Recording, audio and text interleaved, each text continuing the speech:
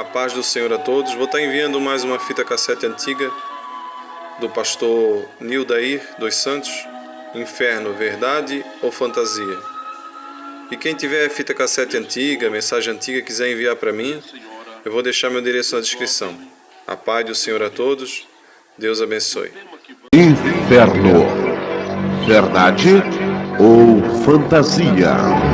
Está escrito em São Mateus capítulo 10, versículo 28. E não temais os que matam o corpo e não podem matar a alma. Temei antes aquele que pode fazer perecer no inferno a alma e o corpo. Palavra de nosso Senhor. Meu Senhor, minha Senhora, meu jovem, meus amigos, o tema que vamos abordar é muito sério. E até por que não dizer impopular e fora de gosto? Entretanto, é impossível tentar fugir dele por um mero capricho emocional. Alguém pode dizer: eu não gosto deste assunto e porque eu não gosto, não quero ouvir falar sobre isto. Não obstante, o tema está em pauta em todo o contexto bíblico. Jesus destacou em diversas ocasiões o assunto como sendo algo que merece permanente análise, até porque representa o futuro eterno de muitas almas que haverão de enfrentar a eternidade em juízo. Aqueles que nesta vida não levam a sério a palavra de Deus. Amados, se nota que muitos evitam falar ou até mesmo pregar sobre o inferno. Porém, o inferno é real. Ele existe mesmo. Não é uma fantasia ridícula, só para assustar as pessoas. E ainda que alguns pretensos religiosos rejeitem esta doutrina bíblica, até mesmo ensinando que não existe nenhum castigo eterno, os seus conceitos, as suas ideias, não são argumentos para desmontar o ensino sustentado por Jesus Cristo. Se Jesus tivesse falado uma só vez da existência do inferno, já seria prova suficiente para crermos na sua existência. Portanto, o que Deus tem dito que existe não depende da nossa aceitação ou não, pois existe de qualquer maneira. Por favor, me ouça atentamente agora. De modo geral, a palavra inferno é usada nas Escrituras em referência a um lugar de castigo futuro para os ímpios mortos fisicamente. No entanto, também há outros significados. Quando nós nos deparamos com a palavra inferno, o importante é observar de qual raiz etimológica ela se origina. Por exemplo, a palavra hebraica Seol e a palavra grega Hades formam um paralelo. E é bom a gente saber que o Antigo Testamento foi escrito em hebraico. O Novo Testamento foi escrito em grego. Quando encontramos no Antigo Testamento a origem hebraica Seol, ou no Novo Testamento a raiz grega Hades, o significado é sempre o mesmo. Trata-se do mundo dos mortos, a região dos que já partiram deste mundo. Define o estado intermediário entre a morte e a ressurreição futura, sendo que a palavra Seol aparece 31 vezes nos originais do Velho Testamento. A raiz grega Hades aparece 10 vezes nos originais do Novo Testamento. Tanto Seol quanto Hades, ambas palavras falam e dão ideia da existência de um lugar de dor, de sofrimento e do suplício das almas. Mas quando, amados, a tradução da palavra inferno vem do original grego Tartarou ou Geena, O significado literal fala de um lugar de punição, fala de destruição, fala de muito sofrimento. Nós encontramos nos registros históricos que Geena era um lugar onde queimavam lixo. Esta palavra aparece 11 vezes no Novo Testamento. Sempre que mencionada, significa o lugar de condenação eterna. Um paralelo bíblico que dá real significado às palavras de Jesus está realmente em consonância com Marcos capítulo 9, versículos 42 a 48, que fala da existência de um inferno, onde não lhes morre o bicho, o verme, e o fogo nunca apaga. A história registrou a existência no Vale de Inom, ao sul de Jerusalém, nos escritos antigos, de um lugar onde eram oferecidos sacrifícios humanos ao deus pagão Maloque. Nos dias de Acás, nos dias de Manassés, conforme 2 Reis, capítulo 16, versículo 3 e 21, versículo 6. Os cadáveres que eram jogados ali e queimados representa, e mais tarde até mesmo deu lugar e denominou esse lugar como se fosse o inferno na terra. E isso é um paralelo com Marcos capítulo 9, um símbolo do juízo eterno. Portanto, volto a dizer, é um paralelo bíblico.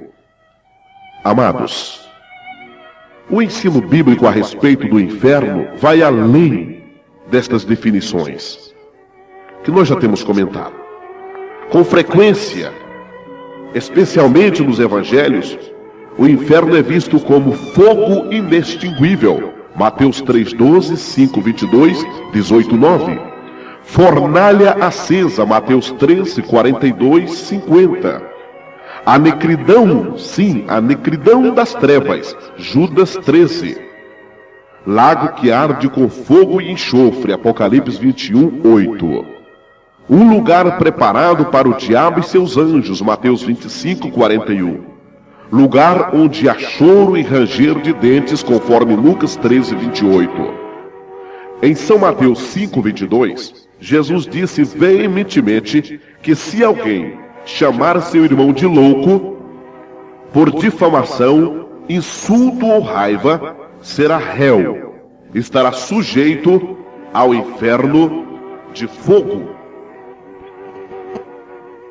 Há pouco mais de 2 anos, na cidade de Curitiba, onde fui convidado para ministrar no seminário de missões, da meia-noite de quinta-feira até às 5 da manhã da sexta-feira, Deus me permitiu viver 5 horas no inesquecível e terrível processo experimental da existência do inferno. Tudo começou quando eu estava orando a Deus, pedindo a Deus que me desse subsídio naqueles dias para continuar pregando para aquele povo. De repente me deparei com um ser com mais de 2 metros de altura, vestido com o uniforme de um guerreiro romano, com uma coroa que trazia o emblema nunca visto por mim. Ele tinha um cetro enorme, em cuja ponta superior destacava o mesmo emblema da coroa. Esse ser desceu voando e ficou diante de mim. Ao seu lado eu vi animais exóticos. Por exemplo, cachorros que tinham feição humana, seres humanos com feições animalescas. E, por exemplo, esses cachorros aqui eram de tamanho descomunal.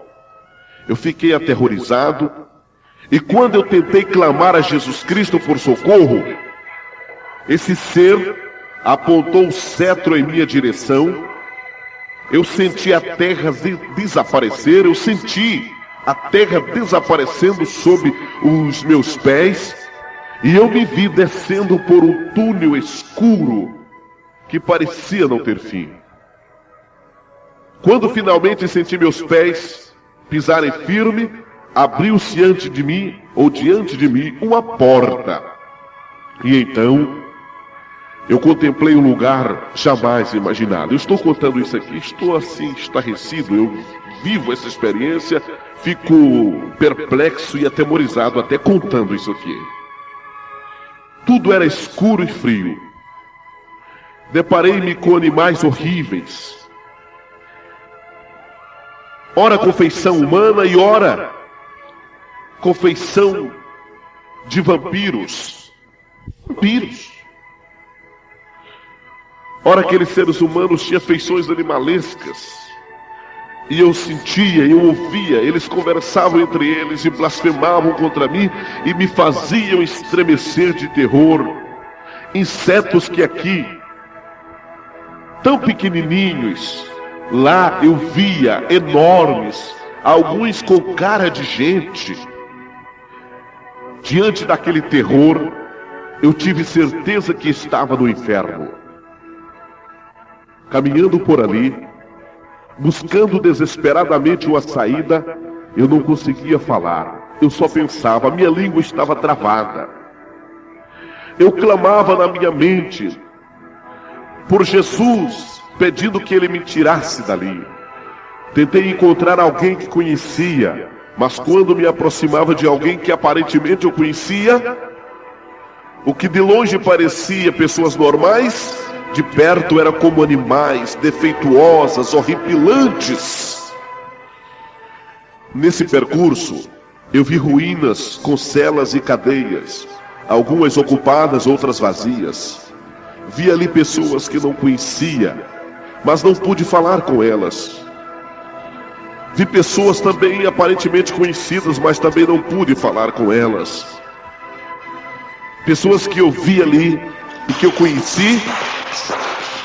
Eu vou omitir o nome por critério ético e lógico. Amados, foram 5 horas. Eu não tenho condições de relatar aqui os detalhes. Mas 2 coisas marcaram essa experiência em minha alma. A primeira foi quando eu vi uma pessoa que conheci. Uma pessoa que eu conhecia antes, uma pessoa, um ser humano.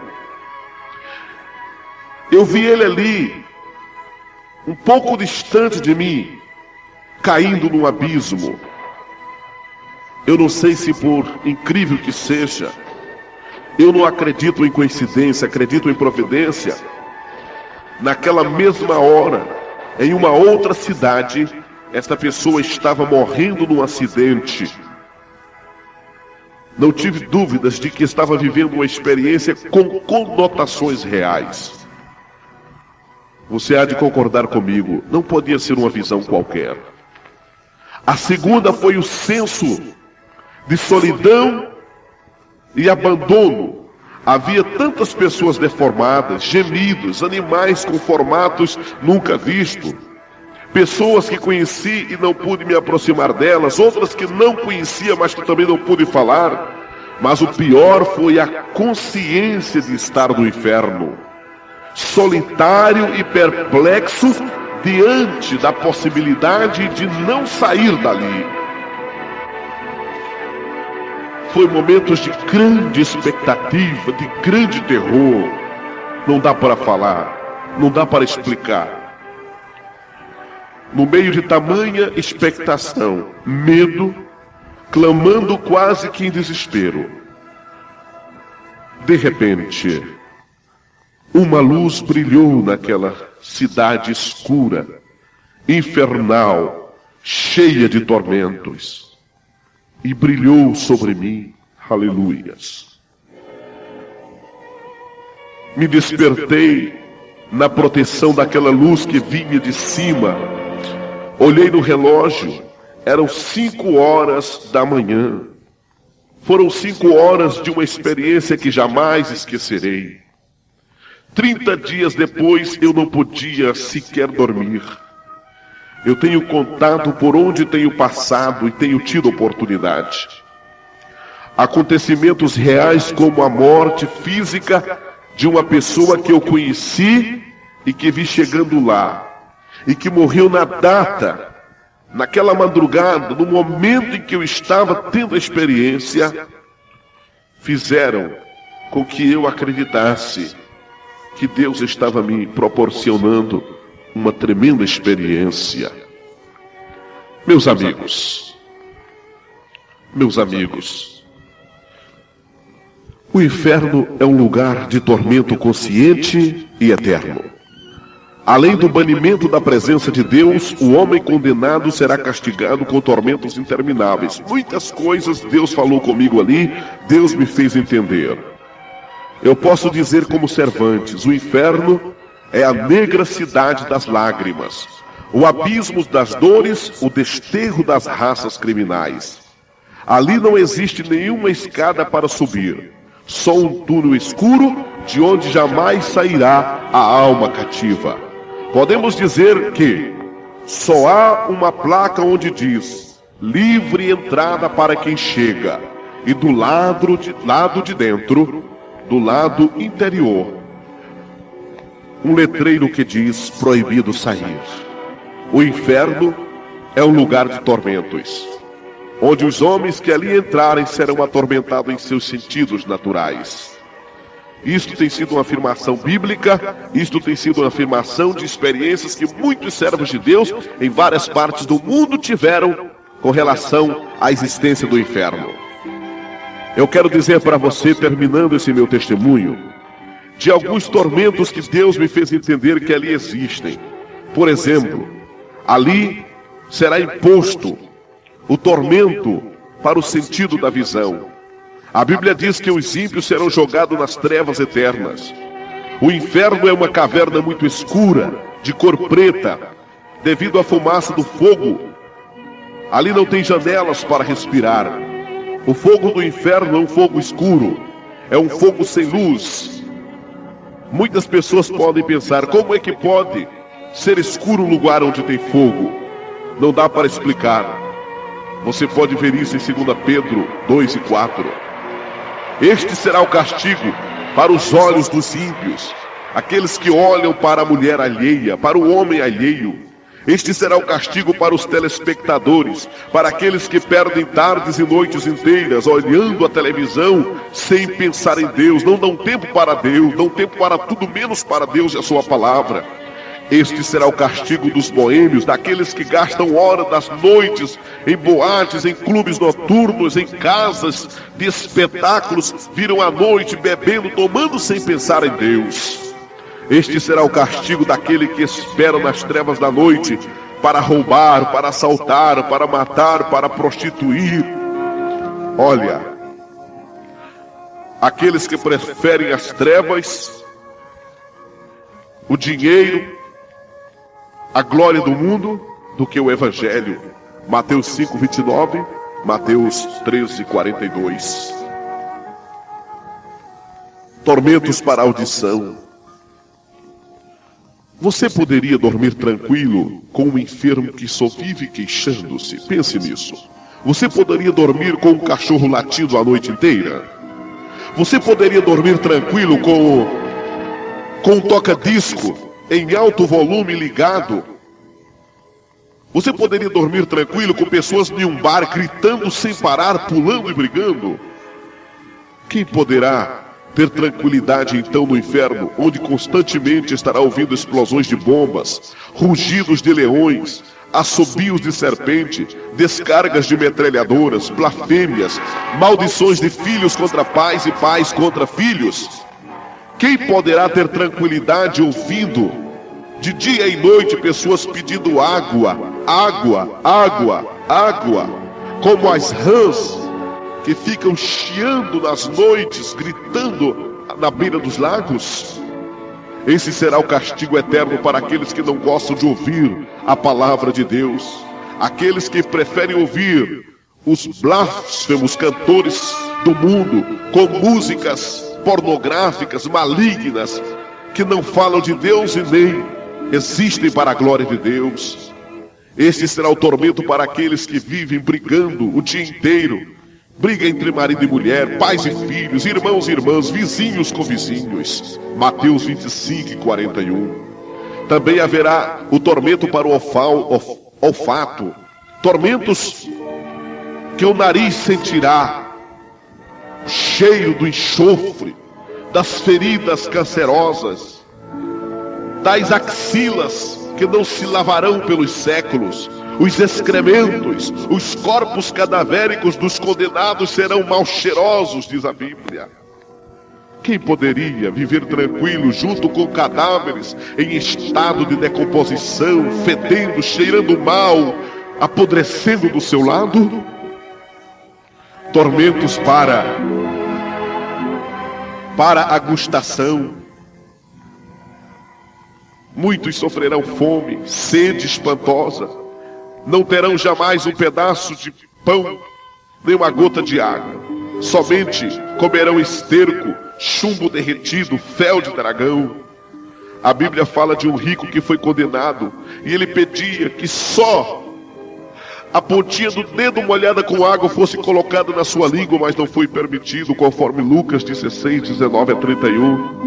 Este será o castigo para aqueles que não desejam alimentar-se da palavra de Deus.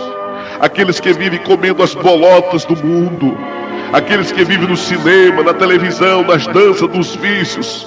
Aqueles que vivem longe de Deus, mas perto do mundo. Esse tormento alcançará a língua do mentiroso, do murmurador, do semeador de contendas, daqueles que blasfemam contra Deus e o seu próximo, contra os obreiros, contra os servos do Senhor. Tormentos para o tato, pessoas que vivem roubando, pessoas que vivem nos vícios, fumando, com charutos, com cachimbos nas mãos, pensam que não tem problema. Haverá esse castigo lá. Veja Provérbios capítulo 5, versículo 5. Tormentos do corpo. Muitos serão chagados, muitos serão no inferno atormentados com câncer na pele, feridas, chagas que nunca mais se curarão e terão um apodrecimento eterno. São as pessoas que acham que a beleza do corpo está na vaidade externa, na vaidade física. Deus falou sobre isto. Castigo da imobilidade, isso aqui é sério. Isso aqui são para os preguiçosos, para os negligentes, aqueles que jamais ganharam uma alma, aqueles que só ficam de braços cruzados, enquanto outros estão dando as suas vidas pela obra missionária, pela causa do Evangelho.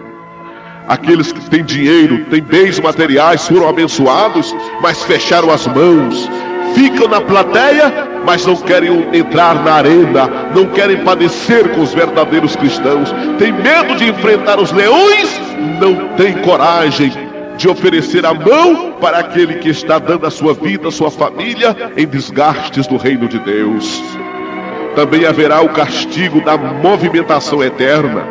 Essas pessoas que não terão mais paz, lá na eternidade, eles ficarão, enquanto alguns ficarão jogados ali na treva, nas trevas externas, amarrados e atados dos pés e das mãos, outros ficarão eternamente em movimento. Aqueles que gostam de estar nas festas de danças, nos carnavais, nos jogos de futebol, aqueles que adoram as Olimpíadas. Deus me fez entender que as Olimpíadas é uma festa pagã. E aqueles que adoram esses tipos de esportes, eles também terão seu preço lá.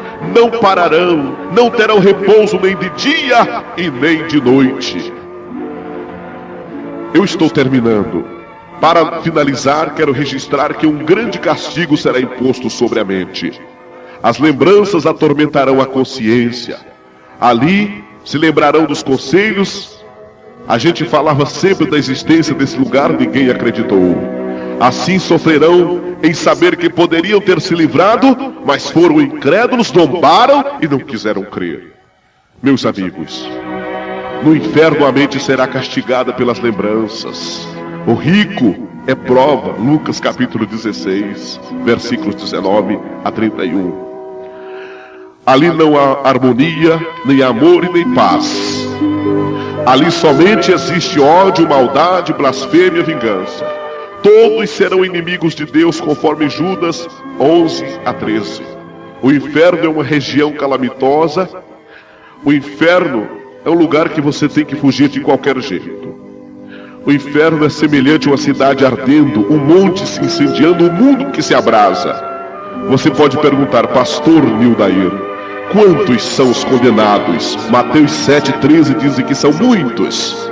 Virão de todas as partes. Muitos estão ali esperando, conforme Apocalipse 20:13, o juízo final. Esperando. Muitos se levantarão nos últimos dias para serem levados diante do tribunal da justiça do Deus eterno. Serão julgados e não serão achados em misericórdia. Meu amigo, se este é o teu futuro, em nome de Jesus Cristo, te arrependa agora. Dedica a tua vida para Deus. Religião não salva. Religião é um meio de nos aproximar a Deus. E isto quando esta religião nos dá subsídio bíblico, que nos mostra o padrão cristão verdadeiro e autêntico. Eu quero dizer para você o seguinte: se você é inteligente e deseja o melhor para a sua alma, essa sua alma que um dia vai enfrentar a eternidade, então aceite o conselho da palavra de Deus. A Bíblia diz: escapa-te por tua alma. Eu vou terminar agora este meu testemunho, deixando tudo isso aí. Estou quase, sinto meu corpo tremer, estou tremendo diante de tudo isso. É uma responsabilidade muito grande. Eu termino aqui